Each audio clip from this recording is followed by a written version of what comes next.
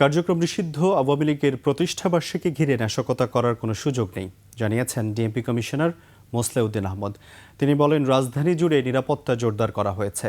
পবিত্র আশুরা উদযাপন ও তাজিয়া মিছিল ঘিরে হামলার কোনো শঙ্কা নেই বলে জানান ডিএমপির কমিশনার। বলেন, থাকছে 4 স্তরের নিরাপত্তা। হাকিম মাহির রিপোর্টে বিস্তারিত।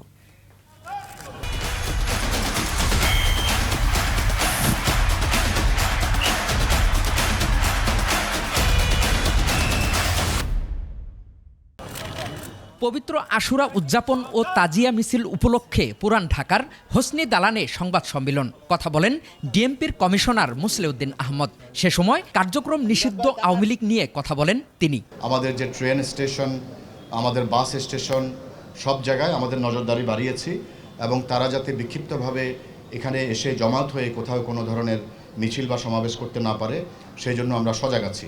অনলাইন গুজব প্রতিরোধে বিশেষজ্ঞ টিম দ্বারা সাইবার পেট্রোলিং এবং সোশ্যাল মিডিয়া মনিটরিং কার্যক্রম চলমান থাকবে বলেও জানান ডিএমপি কমিশনার।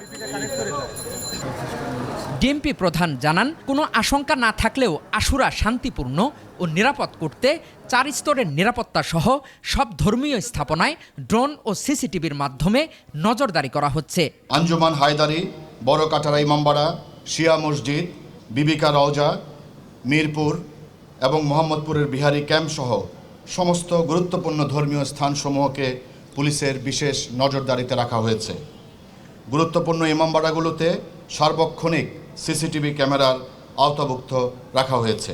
কমিশনার বলেন, তাজিয়া মিছিলে বহন করা যাবে না দাহ্য ও ধারালো বস্তু, ঢাকঢোল, উচ্চ শব্দের কোনো যন্ত্র মিছিলে রাখা যাবে না বলেও জানান তিনি। ধারালো ধাতব বস্তু, দাহ্য পদার্থ, ছুরি, চাকু, লাঠি, ছোরা, তরবারি, বর্ষা, ব্যাগ, সুটকেস, পোটলা ইত্যাদি নিয়ে মিছিলে অংশগ্রহণ করা যাবে না।